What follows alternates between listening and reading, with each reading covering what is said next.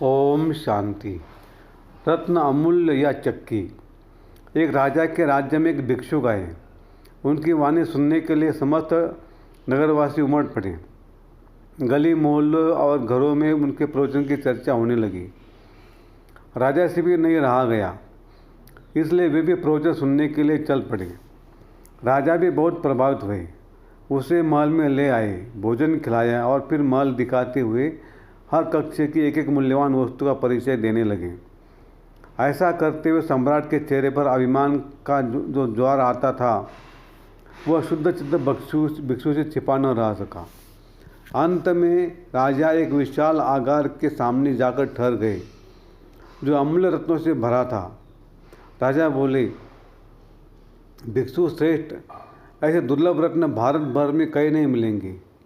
भिक्षु ने आश्चर्यचकित होने का अभिनय करते हुए पूछा, तब तो इनसे राज्य को भारी आय होती होगी। आय? भिक्षु की नादानी पर मुस्कुराते हुए राजा ने कहा, इनकी सुरक्षा के लिए तो बहुत सारा धन खर्च करना पड़ता है।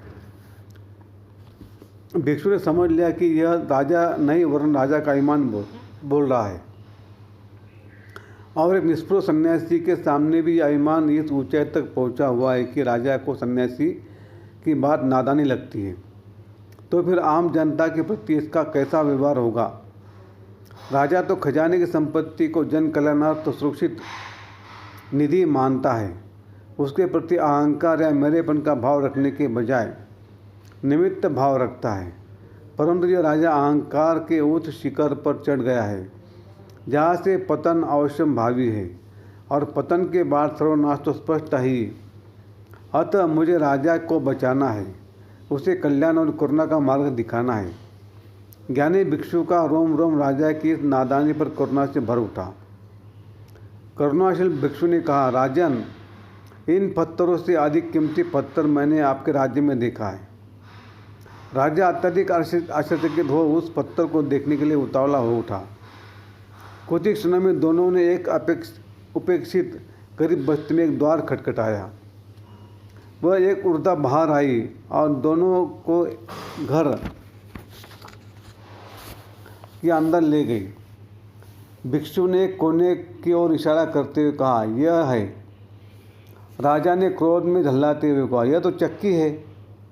भिक्षु ने शांत भाव से कहा, ठीक कहते हो, पर तुम्हारे सभी रत्नों से श्रेष्ठ है यह।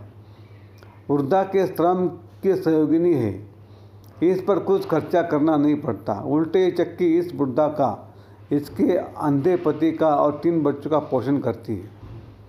करुणा की किरणें बिखरते हुए भिक्षु ने आगे कहा, राजन, धन संपत्ति न दिखावा करने की चीज़ है, न शेखी बगाड़ने की, न गर्व करने की और न विलासिता में उड़ाने की, न पाप कर्मों में लगाने की। इसकी सुरक्षा के लिए नींद फिटाने की भी आवश्यकता नहीं है।